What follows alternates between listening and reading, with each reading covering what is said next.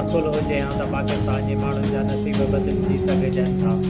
असां अमीर मुल्क आहियूं। आसिफ ज़रदारीअ जो बेनज़ीर भुट्टो जे वरसीअ ते ॻड़ी ख़ुदा बख़्श में जड़ सघे किताब। बिलावल भुट्टो किताब में चयो त आवाम अॼु हिकु नाअहल वज़ीर अज़म जो बोझ खणी रहियो आहे। दहशतगर्दनि जे साम्हूं सदर ऐं वज़ीर अज़म झुकी चुका आहिनि।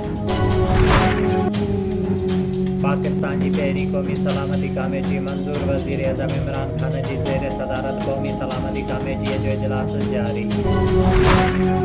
कराची में वक़्ते वक़्ते सां बारिश जो सिलसिलो सभ खां वधीक PAF 20 में फैसल ते 23.5 मिलीमीटर बारिश रिकॉर्ड कई वई। मौसमियात मुताबिक़ सुभाणे मंझंदि ताईं हल्की ऐं तेज़ बारिश जारी रहंदी। नवाब शाह भरसां ॻोठ मोहम्मद सालेह ख़ासकेली जे रहवासियुनि पारां ज़मीन ते मुबैना कब्ज़े ख़िलाफ़ मीर गुल ख़ासकेली, रमीज़ अली, सैयद गुल मोहम्मद शाह, सैयद विलायत शाह, फ़िदा हुसैन ख़ासकेली ऐं ॿियनि नवाब शाह प्रेस क्लब ॿाहिरां एहतिजाजी मुज़ाहिरो कंदे दाई में चयो आहे त असांजी ॻोठ में 10 एकड़ ज़मीन आहे जंहिं ते बाज़र काज़ी शकील, सलीम, अज़ीज़ुल्लाह ऐं ॿिया ज़बरदस्ती कब्ज़ो करणु चाहिनि था। हुननि चयो त बाज़र असांखे ॻोठ मां लॻाइण लाइ असांजे ॿिनि घरनि खे बाहियूं ॾिनियूं, जंहिंजे करे असांजे घरनि में पियल अलॻि सड़ी राख थी वियो।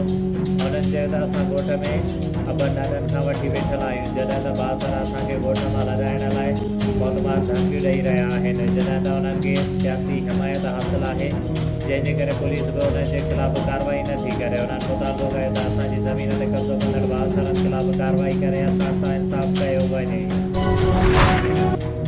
नवाब शाह शहर में वधंदड़ बदअमनी ऐं चोरीअ जे वारदातुनि में इज़ाफ़े ख़िलाफ़ आल सिंध बिरोई वेलफेयर एसोसिएशन पारां हिदायतुल्लाह बिरोई, हज़रत ख़ान बिरोई, गुलाम नबी लाखोट, नूरुल्लाह बिरोई ऐं ॿियनि जी अॻुवाणीअ में नवाब शाह प्रेस क्लब ॿाहिरां एहतिजाजी मुज़ाहिरो कंदे चयो त नवाब शाह शहर में बदअमनी चोट चढ़ी वई आहे, जॾहिं त ॾींहं जो जो चोरनि जूं वारदातूं थी रहियूं आहिनि, जॾहिं त नवाब शाह पुलिस उन्हनि खे रोकण में मुकमल तौरु नाकाम थी चुकी आहे, जॾहिं त शहर जो मोटरसाइकिलूं हर रोज़ चोरी थी वञनि थियूं, लेकिन पुलिस चोरनि ख़िलाफ़ कार्रवाई करण लाइ तयारु न आहे। उन्हनि मुतालबो कयो त शहर जो अमन अमान बहाल कराए शहर जी जान बचाए ऐं माल जो तहफ़ुज़ कयो वञे।